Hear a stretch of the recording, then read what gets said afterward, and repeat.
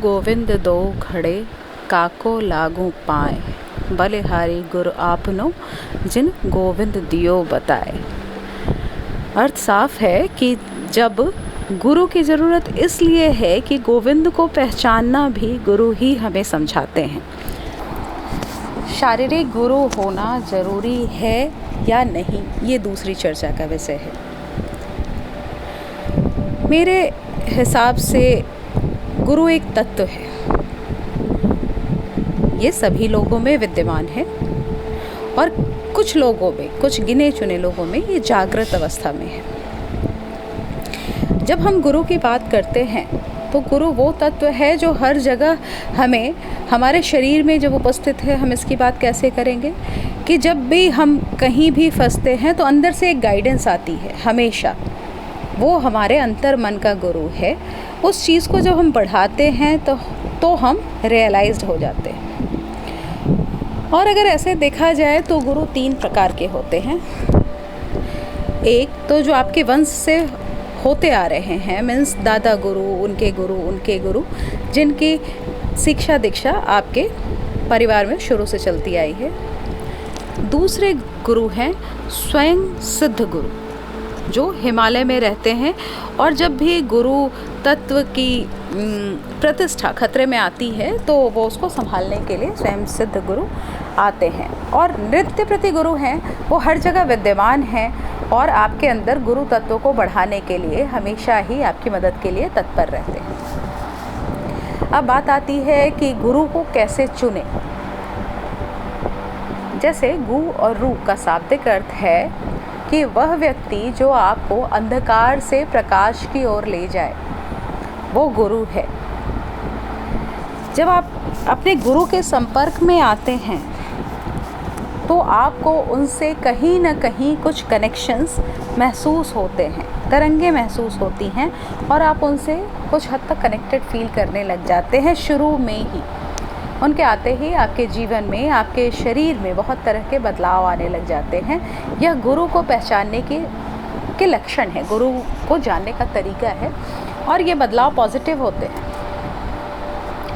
गुरु आपका मार्गदर्शक होता है और आपको जहाँ भी, जिन परिस्थिति में भी आप फंस रहे हैं, आपको गाइडलाइंस दे के, समझा के निकालना उनका काम है। इन द सेम टाइम वो आपको हमेशा ही बड़े प्यार से, अच्छे से नहीं समझाएंगे।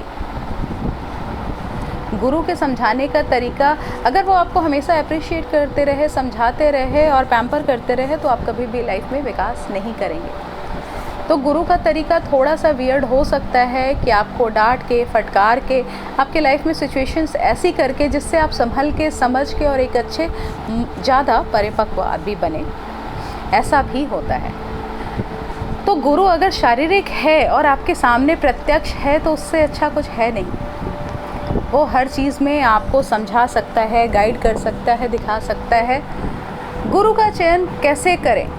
आपसे निम्न स्तर का तो आपका गुरु हो नहीं सकता। पहली चीज़, वह ज्ञान में, ध्यान में, साधना में, उन चीज़ों में आपसे आगे ही होगा। वो तभी आपको गाइड कर सकता है। कभी भी आपको अपने से नीचे, जो ज्ञान ध्यान में आपके स्तर से नीचे है, उनको आप गुरु बना ही नहीं सकते। उनके साथ आपकी ट्यूनिंग होगी ही नहीं।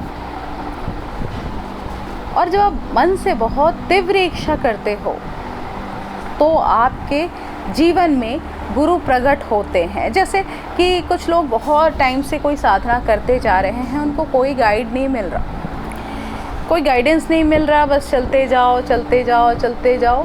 क्या होता है कि अगर आप हाई फ्रिक्वेंसी पे वाइब्रेट नहीं कर रहे, आपकी अंदर की ऊर्जा उतनी सक्षम नहीं है, तो उनके दिए गई चीज़ों को हम एज इट इज़ नहीं समझ सकते, जिनके भी गुरु शरीर में नहीं हैं।